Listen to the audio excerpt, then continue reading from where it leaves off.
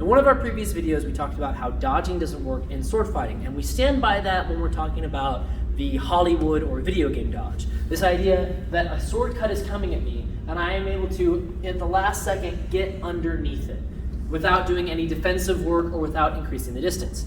That kind of dodge is really unreliable. You might get lucky once or twice, but that's kind of begging to get hit. The sword just moves too fast. Sometimes we get this comparison to boxing, where people say, well, boxers dodge, and they kind of dodge, right? They do dips, they do slips, they do other things like that, but if you look at the way they do it, they have their guard up. So if he was a boxer and he was swinging at me, and he was doing some kind of hook, I might dip underneath it, but I've got my guard up here. In case he does hit me, I've got something to defend against it, either a padded glove or a wing block that can absorb that impact.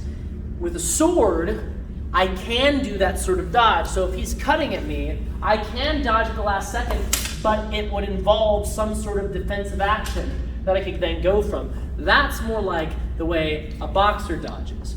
The other things boxers do sometimes is a slip. So if the punch is coming in, I might be able to slip past it and do something. They deal with the threat. They don't just do this and just hope that this person misses. They always put up some sort of defense.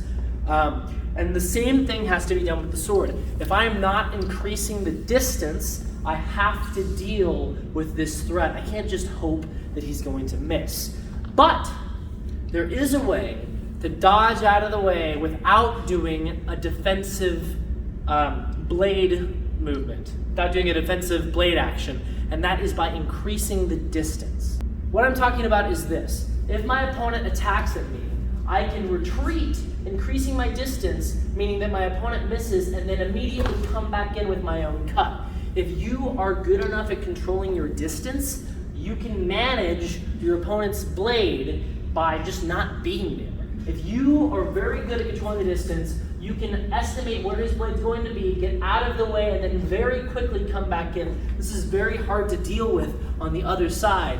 If you're facing someone who's very good at controlling the distance, it can be very frustrating because they seem to just always be out of your reach and then right back in. Of course, the defense to this is for this person to also retreat or to make a parry. So let's take a look at this in some fencing.